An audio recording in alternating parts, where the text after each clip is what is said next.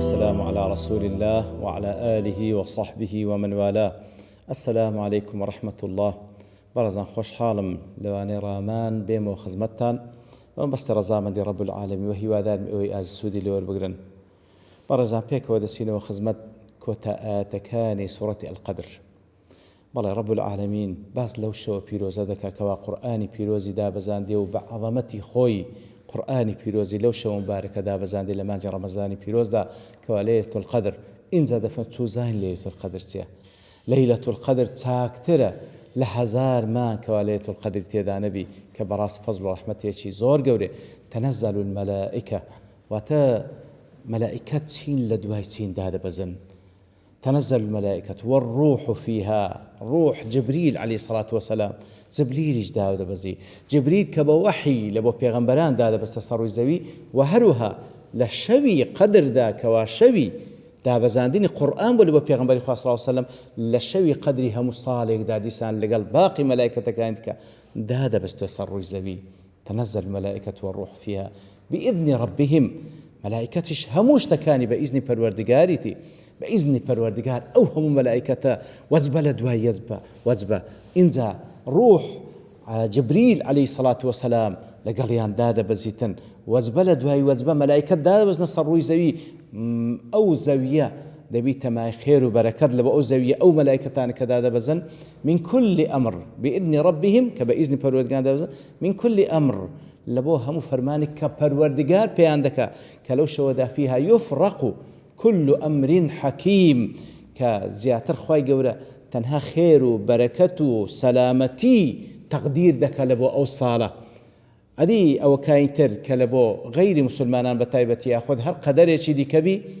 كوا بابلين أو كوا خير وسلامتي لو شودا تقدير دك لبو أو صالة أدي أو كاينتر لباقي شو كانت كخواي قورة سبحانه وتعالى أو تقديراتنا دادا بزين لبو ملائكة كان بهر حال أو شوا همو فرمانك كتيدا فرمانك خير وخوشي وسلامتي لبو إيمان داران بتايبتي يعني لبو صروي زوي بقشتي من كل أمر هندق لزالان دا فرمو من كل أمر سلام واتا أو أمر واتا همو أمر كان أو كلوش ودابزي همو سلامة يتر بدوشي أو سلامة جليك درايتو هندق دارن فعلا واتا أو فرمانان أو تقديراتان أو رزقو أزلاني كوا لو شو دا تقديرك ليه همو خير وبركة وسلامتية دور لآفات ولا شر هندش دارن أو سلامة بريتي لو سلامي ملائكة كان لإيمان داراني سروي زوي سلامي إيمان داران سلامي ملائكة كان لا إيمان داراني سروي زوي بتايبتي أواني كوا إحياء أو شودة كانوا كوا خريشي عبادة لبو پروردگاريا خريش أو قرآنين كوا تيدا دابزيا من كل أمر سلام هي حتى كنجين أو سلامتها حتى كنجين حتى مطلع الفجر حتى وكدرتوني فجري روجي دواتر واتر لمغربي لأيواري أو شوي كوالي القدرة حتى كوتايي حتى فجركي كوتايكي حتى فجركي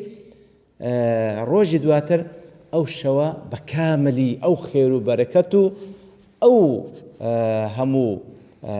رحمتي خواهي قوتي دادا بزي أو هم ملائكة دادا بزن إثر براستي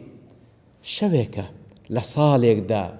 إهندي براستي وكو بيغمبري خواه صلى الله عليه وسلم هول بدين دا شوي أخيري بتايبتيش تاك كان هول بدين إحياء بكينوا زندي بكينوا لا دست خوماني ندين بهشتا وسي صال حساب دبي كوازور زحمته هذه يقل إيما هشتا وسي صال أجر بجيه لدواء هشتا وسي صالة زحمته بتواني عبادات بك عدي تسان صال لمن دالي دروا تسان صال لغفلت دروا تسان صالي لنستن دروا دي كواتا براستي أو ديني لهمو صالك عزمان جزم بكين دشوي أخيري اقتداء بيغمبر بكين صلى الله عليه وسلم أو دا الشوي أخيري وبتايبتي الشوتا كان إحياب كينو تاوكو لخير وبركة وسلامتي ولا سلام ملائكتانو وهروها لو سلامتي كان رب العالمين بيوان دا بخشري خومان بيباجنكين والله تشبيه أو شوا بو بهشتي ذكرت من كوا هر هموي سلامتي دار السلام رزاواك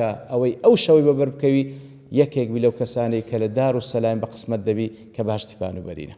وصلى الله وسلم على نبينا محمد وعلى آله وصحبه أجمعين، وآخر دعوانا الحمد لله رب العالمين.